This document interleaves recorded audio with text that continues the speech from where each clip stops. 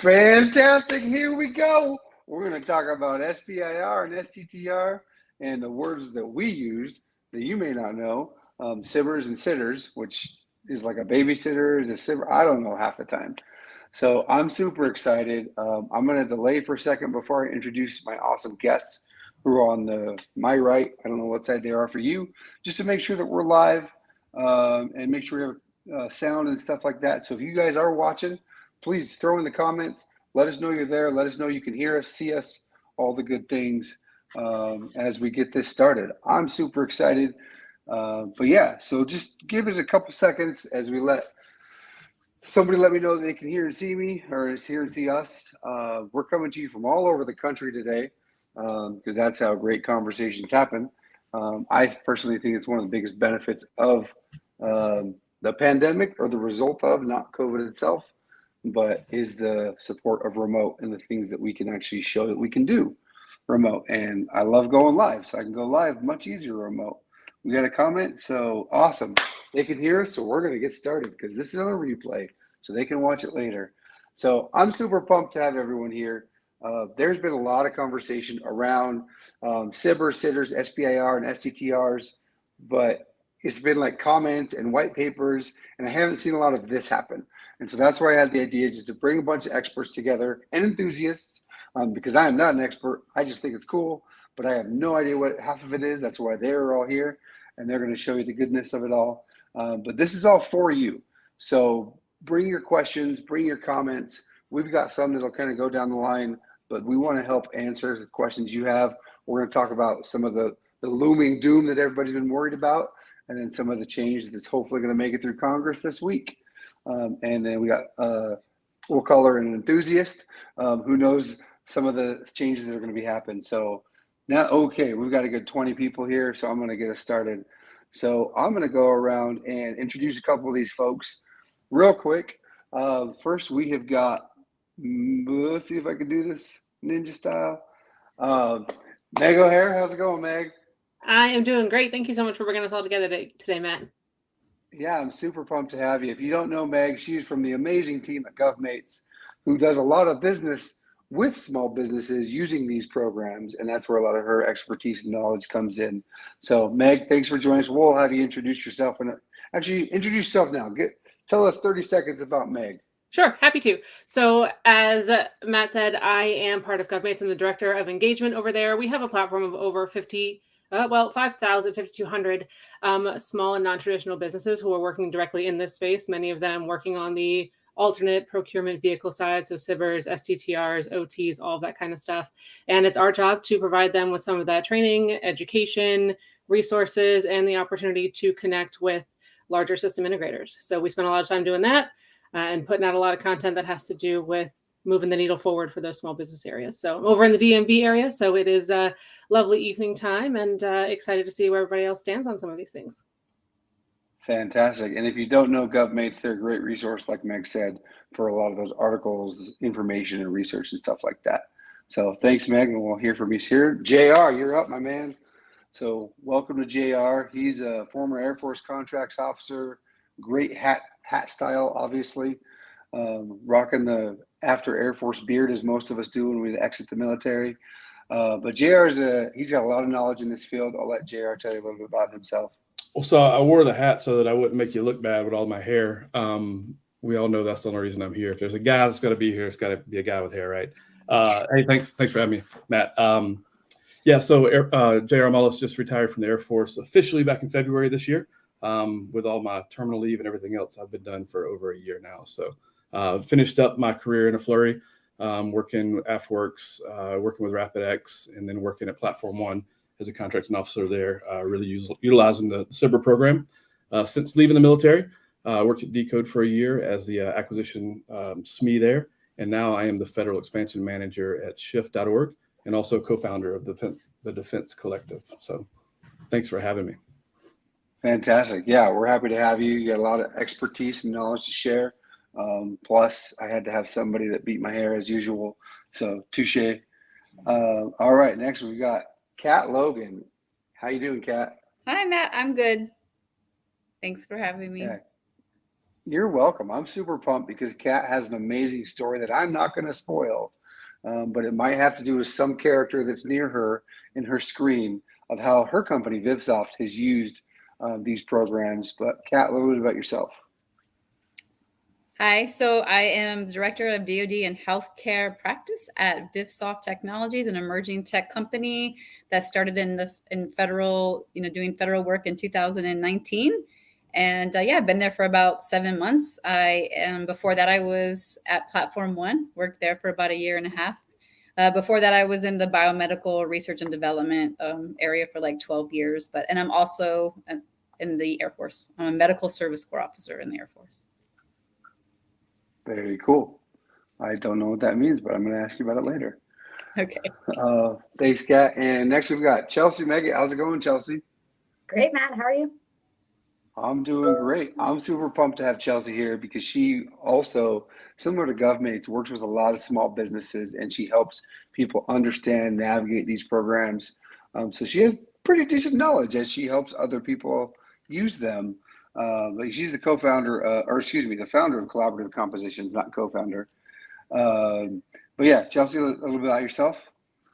Sure. I started Collaborative Compositions in June of 2020 on the basis of helping small businesses understand how to learn and work with the federal government. And that obviously typically includes some sort of SBIR or STTR involvement.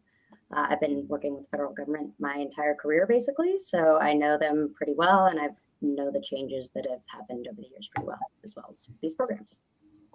Yeah, thank you. We're going to get into some of those changes, where it came from and where it's going. So thank you, Chelsea. And last but certainly not least, we got Dr. Dolores Cucina Mushina. I learned that from when we did a podcast. How's it going, Dolores? It's going good. Thank you for having me. You're welcome. Well, your name's just so fun to sing. I mean, you have a lot of expertise in this area also, but I got to have you just so I can sing your name. It's a great time. So feel free to introduce yourself, where you come from, Dolores. Yeah, sure. So my name is Dolores Cucina Messina. I am a contracts nerd, self-proclaimed contracts nerd. Anything from federal, state, local, international. I've done most of it and still learning. So I never consider myself a full expert. I always say there's always room to grow. So I started Rexata, which is my company that focuses on knowledge transfer and education in the acquisition space and contract management to help companies understand what their risk management strategy should be, compliance, and also just how to do business and what's the most advantageous way for them to contract. Really excited to be here. SBIR and STTR is something that's very near and dear to my heart, especially in the innovation space. So I'm excited for everyone that's on this panel. So thank you so much for bringing us together, Matt. Yeah, you are welcome. So I'm super pumped to have everyone here. And now we're going to go to Brady Bunch style until y'all start talking about your expertise. We've got a good number of folks watching, so we're going to get right into it. And I didn't ask who, so whoever wants to first. Actually, I'll ask JR because he made fun of my hair. So I'll put him on the spot. JR, can you give us and the audience just a quick 60 to 90 second, what is like SBIR? Let's start with the SBIR. What is SBIR in layman's terms? Yeah, so it's a pot of money that's put aside. It's R&D money that's put aside for new and emerging technologies to get into the government. So the idea is to be a light lift. The idea is for it to be a light lift in order to bring concepts and new technologies and new ideas to the government. That's fantastic. And Dolores, how about giving us a little bit about STTRs? Yeah, so STTRs are structured to essentially help with commercialization of innovation and emerging tech, just with the structure of working with a university or a lab. So they come hand in hand. Both SBIR and STTR were initiated by two different policies. So it's kind of cool to see them together and see how they're working together to help bring emerging tech right in the hands of our warfighters, our healthcare providers, and even just like our academic institutions that really need to do it. Yeah, I love that. And actually that's going to lead me into, I was going to wait, but I actually want Kat to tell her story because I think it's a great example of what you both were talking about and leveraging innovative tech and bringing in different vehicles and ways for small businesses and companies to come in. And as Kat mentioned, as VivSoft is a young, innovative company, tech company, she's got a great story for that. But before that, just a reminder, this is for you. So bring your questions, throw them in the comments. We'll pull you in. I see a couple folks there. Christian, Cameron, welcome. Cameron's mentioned that he's excited that SBIR was reauthorized. Has it made it through Congress yet? I think we're waiting this week. Yeah, we're all like, hopefully it is. I know, especially the small businesses, and that's kind of where this conversation came from. As I actually saw two of the people on this panel comment on LinkedIn saying, tagging their companies they work with, saying, hey, it might be okay, you might be able to survive. Because it really is, and that's what we're going to get into, is the value and what it can do for a small business. And with that, and Dan, we'll get into the SBIR categories. That's a great question, so thank you. But Kat, you want to share your story about Emma? Okay, so Emma, the mascot here that I have with me on this screen is for our NBuild product, right? That was created and co-created through the SBIR program, phase 1, phase 2, and phase 3, co-created with Platform 1. BIFSoft is really focused on productizing, our products, right? And co-creation and using open source technologies and using that. So it's a good fit for the, for the DoD, of course, and outside. And we're thankful. We're really excited about that journey through the SBIR program. We actually have other SBIRs, NChalk and mPrint, that were actually done through the SBIR phase 1, phase 2, had not made it to phase 3 just yet, right? But it's kind of on the same, the same way of productizing, making things easier, co-creation with the organizations using open source technologies. So our NBuild, I'll tell you what Emma does. She is an accelerator, right, that simplifies basically day 1, day 2 operations. And it helps you. It's an intuitive interface. It's very easy to use, right? So you can deploy at any agency, Platform 1, or any similar DevSecOps, MLOps capabilities into their own cloud or on-premise environment. So it just makes things move quickly and be efficient using open source technology. So there's no vendor lock-in, and we can, customize it based on what that agency needs and what their wants are and solutions they need. That is fantastic, and thank you for sharing that. What was can I just add on real quick to take it to like even the next level of getting through the process? So we've actually submitted a StratFi to further enable the ML ops capabilities within NBuild, right, through Level Up. So we're really super excited to be able to even grow the capacity of NBuild. So not even just doing, platform work, but also ML ops through the product as well. So that's and you say, thank you for that. And you say the process, are you referring to the SBIR process, the STTR process, or your internal process? I don't even remember what I said, but I'm assuming the SBIR process. So okay. The phase 1, the phase 2, and the phase 3, right? Working with Platform 1. Platform 1 really had a vision for, small companies and emerging tech, and really giving them an opportunity to do cool things. So, we're really thankful for that opportunity to co-create with them. Product that actually is being implemented in federal spaces to include FDIC. Basically changing, the federal institution with a product that was co-created through the SBIR program. So pretty awesome. That is fantastic. Congratulations to that, and to Emma. She's just so adorable. She is, right? I love her. It's the cutest elephant in the room for sure. So we've got a couple of great questions here. So thank you, Kat. As we go into this, I'm going to do a little raise of hand because you all have a lot of expertise in this. Who wants to give us a quick, what are the different phases of SBIR? Nobody? Oh, Dolores, you were first. Yes, I will do the most high-level overview, and everyone else can come in and do a much more detailed overview. So there are 3 phases. There's phase 1, phase 2, and then phase 3, which I call an imposter. Phase 1 is usually the most basic and limited to, I think, about 50K for most phase 1s. Phase 2, there is an option for direct to phase 2. That is, I think the limit is 250, and then they can be plussed up. And then your phase 3, you don't have to have a phase 1 or a phase 2 to get a phase 3, which is why I call it an imposter, and it's not SBIR money.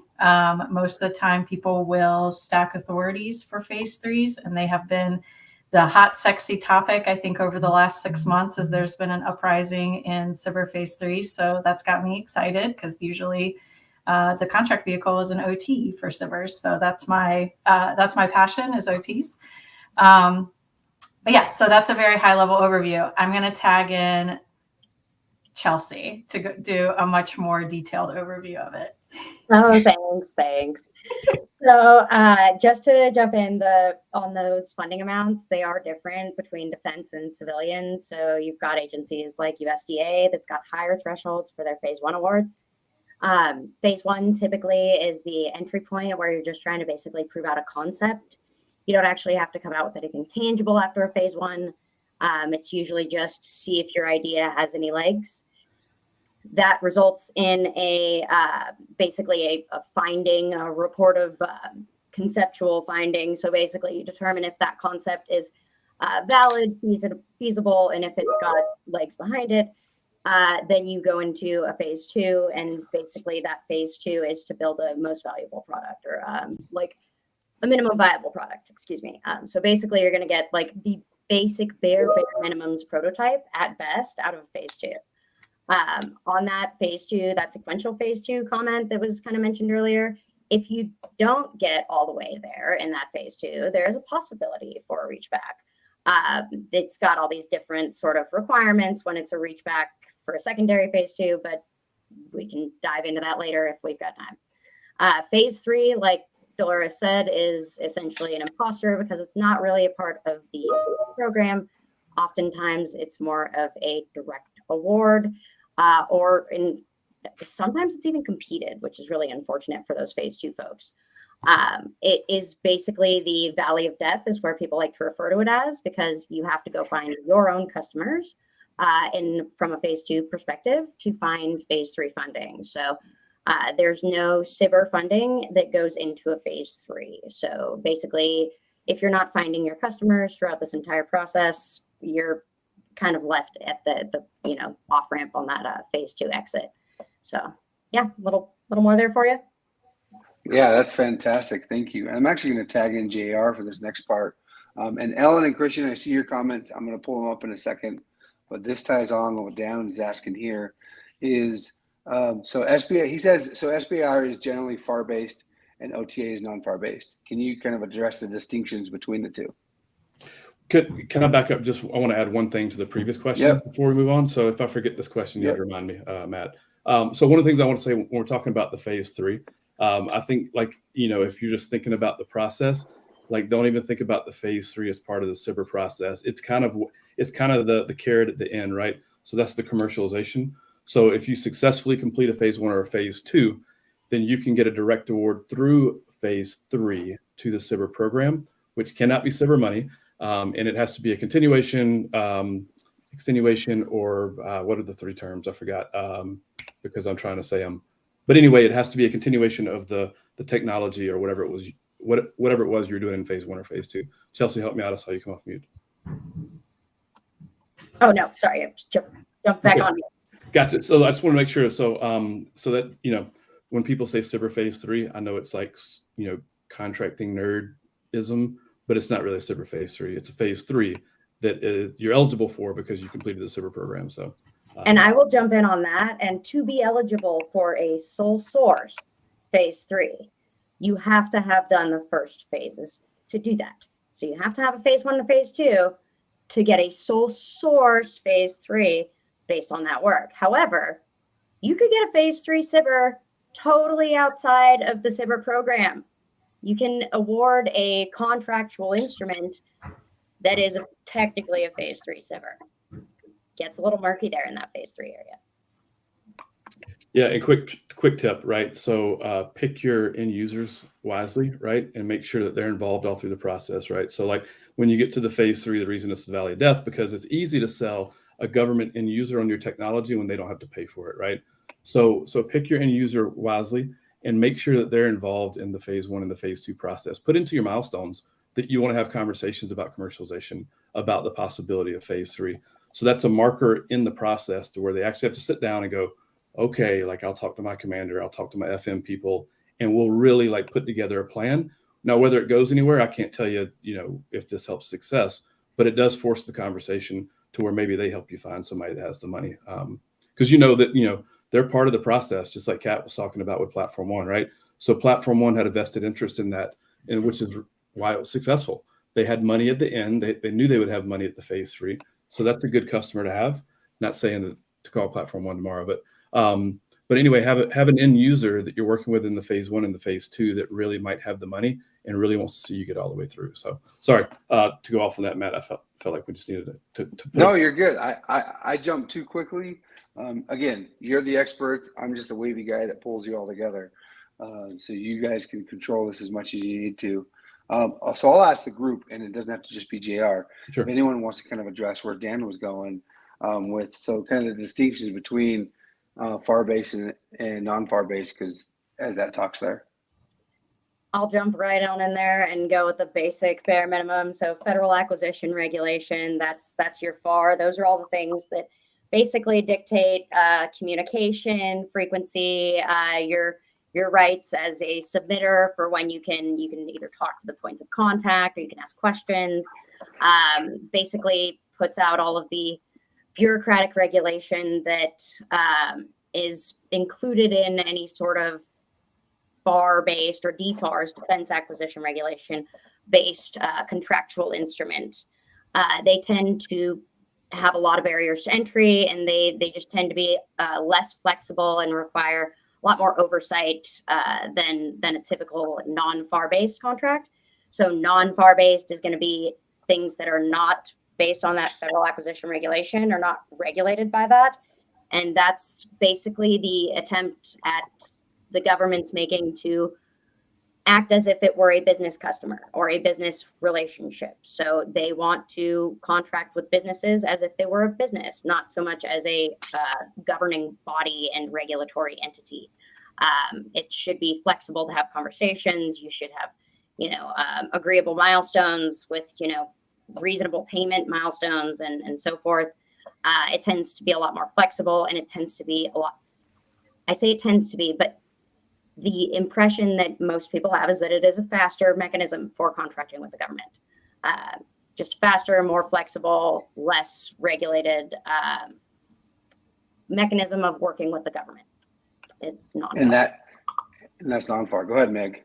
No, I was Megan just going to and say in Dolores. there, something that we've noticed a lot, but when we're talking to some of our small business friends over there, is that some of those FAR clauses tend to sneak in to the OT or SBIR or, STTR wording. So make sure that you're kind of paying a really good amount of attention to those contracts when we get there. I know I'm jumping ahead a little bit, but when you do get there, some of those clauses do like to copy paste themselves into those contracts. So make sure you're paying attention to that. They're supposed to be a little bit easier and a little bit less strict, but not always the way it goes, especially if you're working with, certain customers who are used to doing things the same way over and over again. They like their copy paste. I love it. And Dolores, you're going to jump in as well. Thank you, Yeah, Megan. I was just going to jump in and expand a little bit on what Chelsea and Meg have just said too. So SBIRs are generally FAR-based agreements. If you know the DAU cone, they're in the green, everybody else is in the blue, or the other way around. But what is unique about SBIRs is there's usually different language from what you generally see with the FAR and DFAR clauses for data rights. There's different IP rights that companies get, which is why it's an attractive path for emerging tech companies. With OTs, the whole point of other transaction agreements is to have that flexibility and the collaboration with government. The main purpose of SBIRs is to help in the commercialization of the technology. So when you're looking at the purposes of these authorities and what they're intended to do, you really have to look at the nuances. And that's not just for DoD, that's across the board. The policy directive for SBIRs and STTRs, you can probably do a Control F and look for commercialization in that document, and I'm sure it'll come up more than 50 times. And same with OT authorities across the board. All 13 agencies that have the authority right now, their main focus is on collaboration and being able to negotiate the proper terms that make sense for what they're trying to buy. To touch on what Meg just said, we are all creatures of habit. So when we see those types of solicitations that have those FAR clauses, ask the question, reach out. The whole point for you when you're doing an OT, if you're seeing things like that, pointed out, and sometimes the strongest message is also just not to bid and explain why you didn't bid and what were the things and the errors that you saw. Because in order for us to protect these authorities and not have what we're seeing today, where there's a question of should we renew this authority with SBIRs and STTRs, is for us to use it properly and make sure that we understand the purpose of them. So that was all I was going to say. So thanks, Matt. I love it. I do hope Chelsea, that we you can look like jump you got in more. here. Yeah, I hope we can jump in here and someone aside from me, because I'll jump in maybe last, can define for me commercialization. Commercialization, yes, a very common term, as Dolores just mentioned. Who wants to take that? I can take it, at least from a broad stroke in layman's terms, so that's not all legalese. So commercialization, when we look at the innovation policies and acquisition of how it's promoting innovation and emerging tech and new technologies, the government, since the 50s, if we think of the Space Act, the whole purpose was to take technologies that are being developed and funded by the government and to get into the hands and make it a public good. So when you think about the internet, lithium batteries, fire retardant clothing, all of those things were funded through projects. Your COVID vaccine, that research was all funded with federal dollars that then the private sector was able to use and make that commercially available or public good for the public to use and benefit from the government funding that research. The reason we're seeing more questions, I think, about what commercialization means and how the government's actually supporting that is because we're seeing that supply and demand almost chart that what we see with R&D funding from government versus private sector, where there's a complete flip. And so there's been a lot of attention on how to increase the funding from the government in order to support innovation. And so this is where these authorities are so important. And for us to use them properly is because the only way we can level up that amount is to show that we know how to use it and we know how to properly commercialize those products so people can take advantage of the technologies we're building and use it in everyday life. Fantastic. Thank you, Dolores. And I am loving these conversations because I don't know about half of what you guys are talking about, but every time I ask a question, you're all like screamed or throw your hand up. And I'm even getting messages, texts about like, hey, ask this, because I don't think, I'm going to call you contracts nerds, get a lot of time to actually talk about this. And there's not enough of this conversation about how to use it, what's available. Kat and I were having this conversation a couple months ago related to another project of how a lot of people tend to focus on the tech side, but they forget about the vehicles that are needed to make those things happen like this. And so I'm super pumped to be having this conversation. A couple things to throw in here is Christian, because this is less of a question, more of a comment for later. Christian says, my company, Medicine Analytics, is an advanced spatial intelligence startup geared towards the defense intelligence company. We definitely need guidance in the SBIR process. So Christian, the main reason I brought you on screen is because there's a number of people on the call that if you want to reach out to me directly, I can put you in touch with them. You can reach out to them directly. They're all tagged in this live stream. But reach out to me. I can point you to them, and we can get you the people that can help you with what you're looking for. Because that's what a lot of these people do on the call is help companies like yours work through that. And another thing for you from Ellen is perhaps this won't make the discussion today. Not true, Ellen. It's here. But would like to know what the SBIR contract holders wind down obligations are in the event of the GFY 2023 funding doesn't pass. Yes, Ellen, this is like the whole reason we're having this conversation. So who's going first? Who's on first? Who's got this? So I'll kick it off. I'll kick it off by saying that I still have a lot of confidence that that's not going to be an issue. So I don't want to go on the record and say that's going to get signed and then I end up being the bad guy. Actually, Matt said earlier you didn't want to be wrong. I can tell you have been married long enough because I'm really good at being wrong. But hey, so what I will say is, like in the last couple of weeks, this has been like a topic of conversation. I probably had a conversation today, about this subject. And I'll tell you what's really impressive, and I won't like spill any beans or share any information that I shouldn't, but even if it doesn't pass, first of all, each contracting office is going to have their own marching orders, and there's going to be information coming out. If you have an SBIR, make sure that you're in contact with that contracting office. But what I will tell you is that I've been super impressed with the amount of conversations that are being had in the back And there are alternatives to this. So if we were to go nuclear, I think that there are some offices and some organizations that are prepared to really lighten the impact. I just really don't think we're going to get there at this point. Thank you, JR. Speaking of this point, Meg, you know a little bit about what this point could be, if you want to jump in.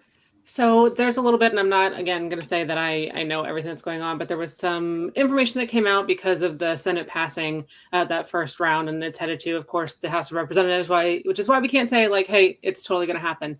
But I'm with JR. I really want it to see it go forward. I mean, there are so many good things that are happening with it. I think it's when we come to processes where we have to take a look at what's happening, it's because all of a sudden, like, the squeaky wheels are starting to go, and we're seeing things in this space that we're not really liking. So we're trying to, like, make sure that those don't happen again.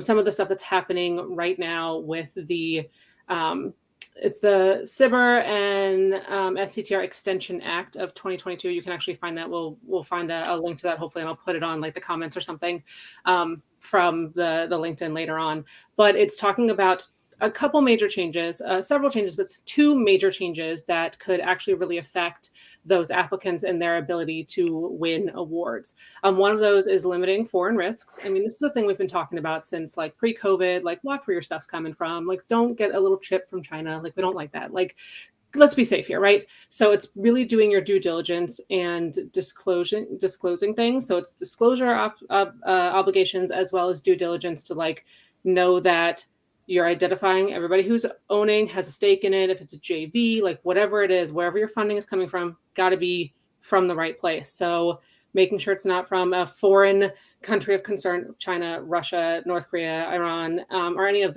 those that are designated by the Secretary of State, which kind of leaves that open a little bit, is a big deal there. The other piece of that is the increased minimum performance standards of experienced firms, AKA those STTR, SBIR mills that we're hearing a little bit about, which are those who, like, constantly win. And they're kind of like just, putting one out, getting one in, putting one out, getting one in over and over again. So it's making sure that there are really strict regulations there that say, hey, if you've got this many phase 1, phase 2 wins, that you have, X amount of dollars, X amount of things that are going into that for phase 3 to make sure that you're continuing that. You're not just, taking money, dumping and running. That's kind of where that program is right now, or those two changes that they're really putting some regulations in. And we can get deep into the weeds on that one, so I don't want to say too much. Oh, you're great. Thank you. Anyone else want to jump in? I was going to say there's also some language in there about minimum sales or minimum percentage of sales that you need to make commercial to prove that you're actually doing something with that technology, as opposed to just creating a bunch of, never go. Yeah, I think it's like 100,000 in sales or investments per phase 2 award. Yeah, I saw, percentage. Something like that. Yeah, percentage and a number in there for solids. So. Hey, and something everybody will like to hear too, I think there's also a clause in there about a mandatory open topic per year per agency. So I know that's like the big thing for SBIR. Everybody wants to know about the open topic, and everybody's chasing the open topic. But I think there's some language in there. Listen, I mean, so everything that's out right now is a draft, right? So, like, we're just predicting what's going to be in the final version, but there was something in there. And just to talk about the foreign part too, one of the other beautiful things about the SBIR process is, somebody was speaking earlier about your IP rights and stuff. This is an opportunity for the government to invest in domestically owned companies to help protect their IP, right? So it doesn't make any sense that they would get any kind of funding from outside of the U.S. when we're, I say I'm not in the government anymore, I'm retired, but so when the government is making an effort to protect your IP for you and find ways to invest and give you like a bolus of capital to start your business, it just doesn't make sense that the government would allow you to go out and get funding from somewhere else, get parts from somewhere else. It's going to really counteract what they're trying to do, which is a pretty good deed. That's fantastic. And so, Kat, from your perspective as a small business, with all of the loom and doom and uncertainty that's been happening, has that been something that you guys were like, what are we going to do if this changes? A little bit. I remember reading in some of the news, right, that if funds were obligated, right, then most likely you could continue. So most of ours, have the funds obligated out, for the next option to the end. So that gave us a little bit of comfort. And but yeah, then also the discussion of what happens next, right? You want to retain that talent and the skills and all that you've done, right? So having a plan for what to do with those is basically, what we were looking at. And then also to, the StratFi, TagFi, what happens with that, right? Because that was something that we are really excited about as well and hoping to be successful in. That's fantastic. And so you bring up a good point. How is it, and I just need facial reactions, what does it feel like to submit a StratFi, TagFi to everybody? Is it pretty easy? No, it's awful. It was like the most stressful thing I've ever submitted, or I've been in a part of a lot of proposal submissions in the last like 18 years, the 30 binders and all the things and mailing them out or, overnighting. It was so stressful. I couldn't comprehend why it was so hard, right? Where this is like an innovation type program. So I was like, I have some ideas. We can do this better. Give us two. Give us two ideas that could make it better. Give us two ideas that could make it better. If you can. If you don't want to give your secret sauce, that's fine. Just making it more like the phase one and the SBIR phase 1, phase 2 program. You can create a proposal. You can go in one day and create one part, go the next day. It's like for the TagFi, for the StratFi, it was you get one time and one time only, and you put in all the information, and in the system, it has to it's a time. Like if you miss it or go too long, you basically start all over, but you only get one chance to build it all. How about an option to save your progress? Right. Yeah. Exactly. Yeah. The most simple things. Bare minimum, guys. That's all we're looking for. Yeah, it was just I was just kind of shocked because I had gone through the SBIR phase 1, phase 2, and the STTRs, and it's not a perfect system once you figure out the nuances.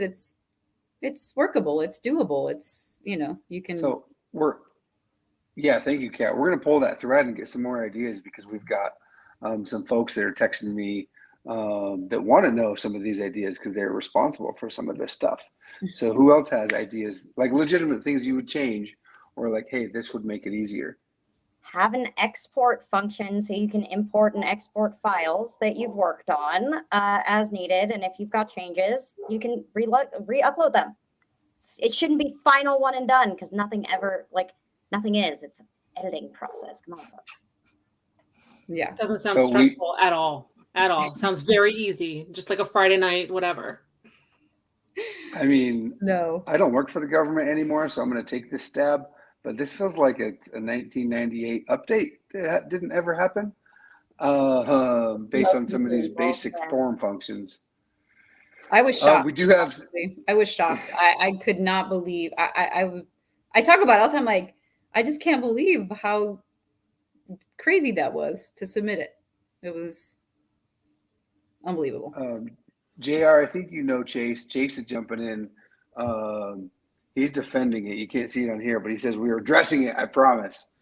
So it sounds like there are people that are trying to make this better. Well, so I got to ask, when it's we, who's the we? Because if one group addresses something and then like no one else addresses it in their releases, it really isn't a fix. So there's not a lot of continuity between the programs as they are now. Even within the DoD, there's a lot of differences between, just even the components. So if how to do an NSF submission, don't automatically assume that you're going to be able to do a DoD submission because they are totally different. Yes, this is why I brought different people. I love it. Well, so I'll have to give him some credit because if I say anything smart, it's just me regurgitating what Chase has told me. So I'm glad he's here. And when he says we, we talk a lot, and I know what he's doing and what those guys like. And when I told you earlier that I had a lot of confidence in like where we're going and how this is going to be handled, like it's because of him and his team and the guys. So he's currently at AFWorks. I don't know if that's what he's talking about, but that's where his office and that's what his office is, and that's what his duty title says. So, but he's involved in the Thank you, JR, for that clarification. Chelsea, you do bring up a good point. There is this isn't just related to this topic. Anything across the government doesn't seem to always communicate well on what's working, what's not working, what changes they do. So whoever we are out there that's watching this now or later, please start communicating more. If you are making changes also, reach out to Chase. He's on the comments right there. And collaborate and so you can help each other out and make it better for all using this. Chase says, please send me all your suggestions. I don't know what you're doing there, Chase, but here you go. You're asking for a lot there, you know? So he's ready for it. I love it. I love it. And anyone that's out there, we're still having a great conversation here about SBIRs, STTRs, SBIRs and STTRs, as these awesome folks call it. If you're out there and you have a question, you have a comment, throw it up in there. This is a great time to ask it. We've got some things we'll still hit on, but we want to make sure we're answering what you want to talk about. And as I say, that one comes in right here. It's not a question, more of an off-color comment, but who's going to stop me? Nobody.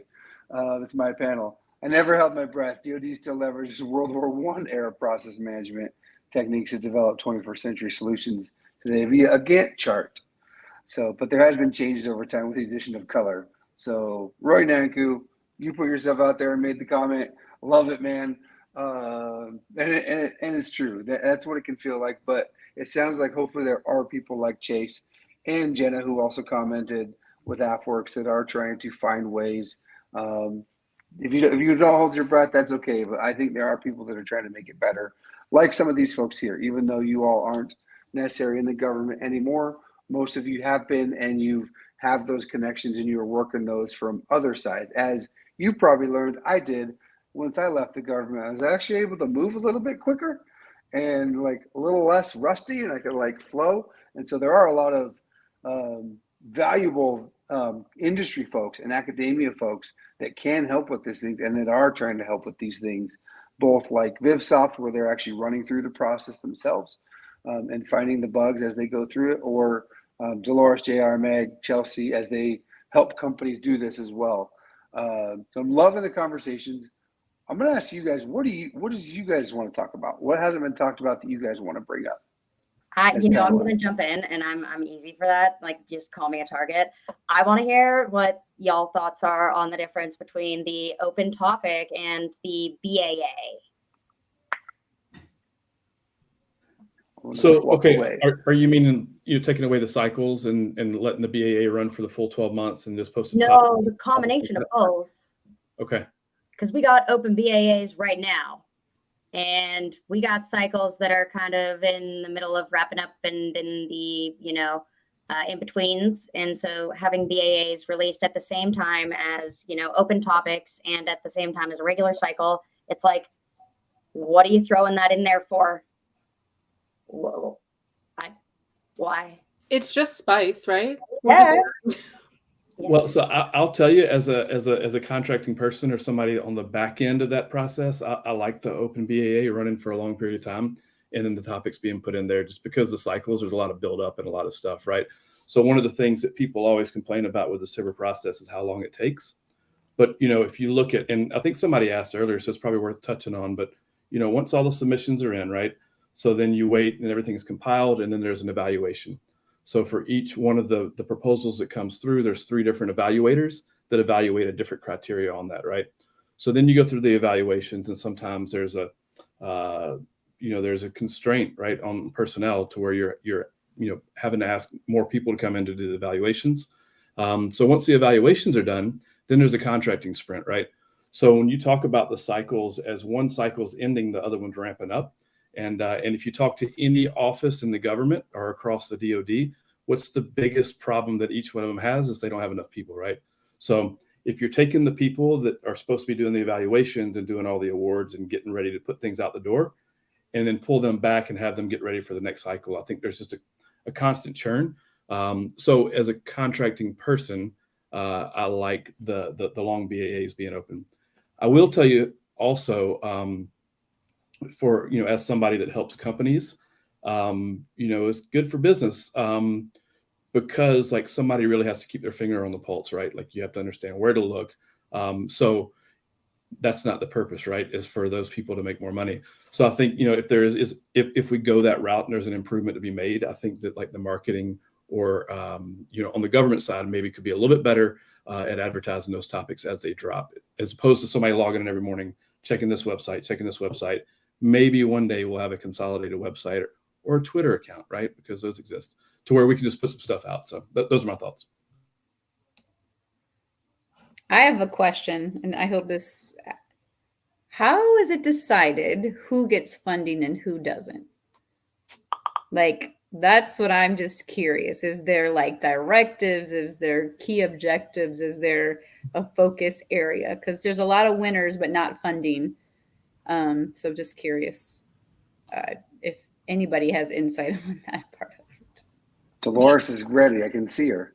Oh, well, I just want to ask do you mean like how do each agencies get their funding for the authority that they have? Or are you asking like specific, like within, like, let's say DOD, how does AFWorks get money to contract out? Like how high or how like small are you trying to get? I mean, specifically once proposals are submitted and they do the evaluations, and who do they decide who gets the funding? How is it decided who gets funding once they win and they get the funding? Like, which project how do they figure out which project gets funded? I'll do a really broad stroke. Yeah, go ahead. No, and then I'll let JR. So maybe I might not be asking. Based on what I know is they're looking at the evaluation criteria and making sure that you meet and this is like agency by agency, whatever they think is the priority, that you met the mark in terms of addressing whichever topic you're touching on. Did you put your commercialization plan that makes sense? And then until the money runs out, they're awarding it. And where people get frustrated is where they're like, you're awarded, and you're like, yay. And they're like, not funded. You're like, no. Right. My personal opinion, and JR, please correct me if I'm wrong, but I think it's also a mechanism of tracking the awards and making sure that you have proper documentation as to how you're tracking the award, how much funding you have left, and where you are in the evaluations. From my understanding, the volume is so high that sometimes it's so hard to do, and your human resources that are there to do the evaluations is lower. So you're just trying to get these out as fast as possible so they can be on the timeline, because SBIRs run on their preferred timeline, and once they're done, they're done. So JR, take it away. Correct me wherever I was wrong. So is it basically kind of like first come, first serve basis? No, I mean, so there's a grading scale, right? And it's almost like a thumbs up, thumbs down, right? So, and then all the ones that get past that level, and there's, you can be more highly rated than another proposal based on your proposal alone. So hear me when I say that, things change pretty fast. So I don't want to say anything that's completely outdated, but there are priorities, right? There are priority technologies. So let's just say, and just for, mechanically, right? So if your proposal gets a 9 out of 10 and my proposal gets a 9 out of 10, right? And then mine's just a technology that's not a priority, or something that the government doesn't see as like a higher priority to get into commercialization, or a need that's currently there, then yours would take priority over that. And so most of the time, though, I don't think that the priorities of the specific agency is any secret. That stuff is published on the open source, constantly as it comes out. So, if it helps as you're building your proposals and you're putting your stuff in, like, do some research on the back end to figure out what those priorities are and work it into your package. And I think it helps your chances. Yeah, definitely. And I've got an answer from AFWorks. Go ahead, Kat. Oh no, yeah, definitely understand that. I was just curious at like a higher level, if at the AFWorks level, if there was something additional that they did. So I appreciate that. I can, as we say the word they, and I apologize for cutting you off, Kat. Just excited because AFWorks just threw us an answer as well that accompanies what both they just said. And Jenna says, for AFWorks, our proposals are evaluated by 3 evaluators and then scored accordingly based on those ratings. So kind of what they talked about. And then proposals are racked and stacked based on the amount of funding we have.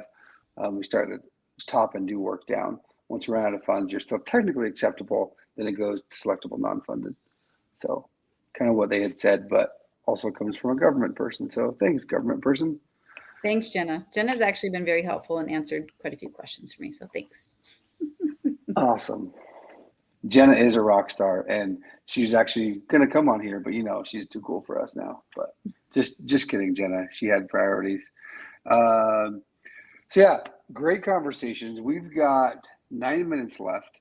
If there's any comments, questions out there, throw them in real quick. Meg, have you talked about some of the things that are upcoming if this does go through? And was there anything else you wanted to highlight kind of in the potential? Not from the side of just what's coming. I think there just remains to be seen. It's a lot of TBD right now. I'd love to see what the House has to say and where that goes from there. I would hate to see it kicked back anywhere, but I think there's going to be more of this conversation happening. I think this is a really good introduction to like what's going on and what's important. And it's only going to do best for us to continue this conversation in areas like this and furthermore and in different places. I think to kind of pull a thread back from before, I think JR was talking about a little bit, asking those questions and figuring out kind of like where we can make some of these changes. And, Kat had brought up a couple of things for suggestions. I think once you get out, I wasn't in, but I've seen, people in and out and around. Once you have the opportunity to ask the questions to change the process is where we start seeing some of that innovation, that change. So until we're excited or ready or strong enough to ask those questions and make those changes, we're not going to see a lot. That does change. So bringing up some of these ideas and having conversations and having those relationships with some of our customers in government and our teaming partners is really going to be paramount to seeing some of this stuff go through and whatever comes up next.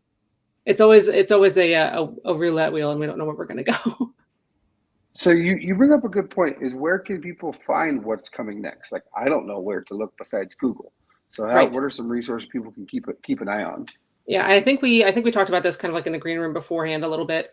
For small business, from the small business side, if you are looking for SBIR or STTR opportunities, you often have to designate like an actual a whole human for that versus just somebody who's also doing your BD. So that's something to know. And as you're getting into this process, know that it's going to be a lift for you.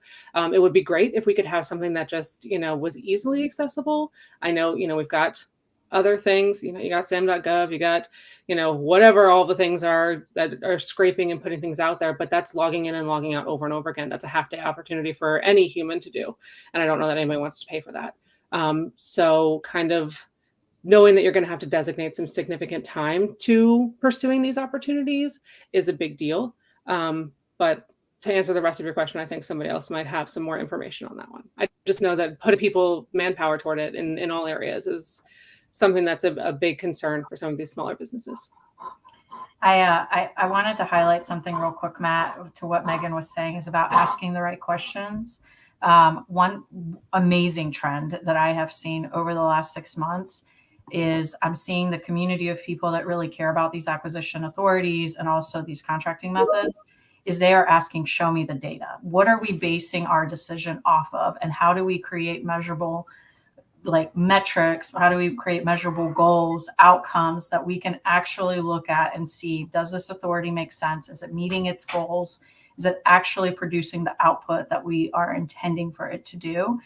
And I think SBIR and STTR is a great example of looking back. What does the policy directive say?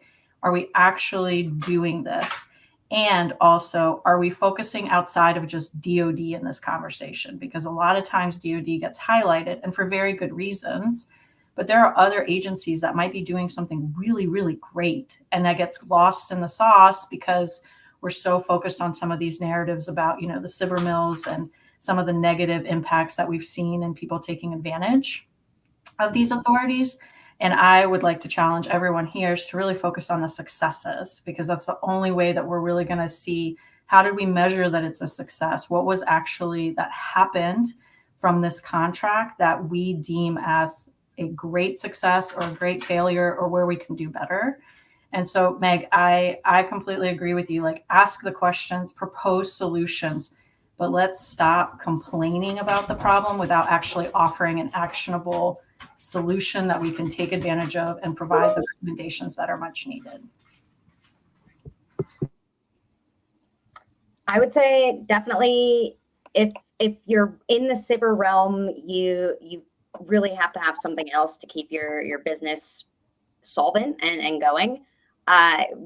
Just entirely devoting your entire business strategy to solely doing SBIR work or STTR work is really just not there's no growth potential there. It's pretty limiting. So have to have something that actually ties into actually produced or, service products and services. Love it. Anyone else? Anyone else have anything they want to say? We got a couple minutes left. Comments like, oh, you should do this. No, I'll say that no press is bad press, right? Like all this has really brought like the SBIR. I can't say STTR because I think Cousin Eddie every time, so I say STTR. No, so no press is bad press, right? So I really think this has brought it into the light. And I will say, maybe I'm too optimistic, but it's better now than it's ever been, right? So we're moving in the right direction. So talking about the data, there's a report that was put out, a while back talking about the SBIR meals and stuff. But like, a lot of the data they were using was like 20 years old, right? But a lot of the policies that we're following now are like 5 years old or 4 years old or whatever it is, and they're constantly changing. So I think it kind of skewed the data and it got everybody up in arms, and it probably put us where we are now just by that report. But I mean, so look, and the other thing too, everybody should know like where these policies are, and any policy that any government person is using should be open to everybody to see. So, and there might be people in the government that claim to know everything, but most don't, right? So like if there's something happening that you don't think is correct or that you can see in the policy that's not correct, like honestly, just don't push back, don't fight back, but ask the questions, right? So the government people need to be held accountable as well. The only way to get better at your job is to be told when you're doing it wrong, right? So yeah, that's what I'll say. I think this is all good. All the conversations that are being had is all good for the future of the program. I think it's better than it's ever been, and be sure that you give like adequate feedback and tell people where they're missing the mark. So yeah, it's definitely a good program, right? I mean, there's companies that have been able to do amazing things and create amazing things and have an amazing impact, right, in the DoD and outside of the DoD, and that's truly powerful. Like having have a passion for small business, right? And so it is challenging, and I would say also to use your community, get with people who who've done it. It's not necessarily super easy or intuitive at times, but small companies have been through it, and some of them willing to help and support and answer your questions. And there's also the companies, right, that can support you and help you and guide you as well. But we're all a team, I think, focused on this, the right thing. So yeah, I love that. Thank you. And there's a lot of conversation happening in the comments as well. That's why I love bringing these together. It's not always the people on the stage. Sometimes it's the people next to you. And so make sure you're going back into the comments, looking at who's making conversations. Jenna from AFWorks is throwing a lot of great resources in there, and her email, you can connect with her. So is Dan. A variety of folks have. So please keep having the conversations. That's what the goal of this is for. That's what they're all saying. I'm just regurgitating their brilliance. That's what I get to do. So one thing that Ellen brings up is maybe we do another one after the bill passes, and maybe it's on some more of that meg of what this actually means going forward and some of those changes, whether it's with you guys or we bring different people and whatever. I'm down for that. But mostly I just want to say thank you to you all.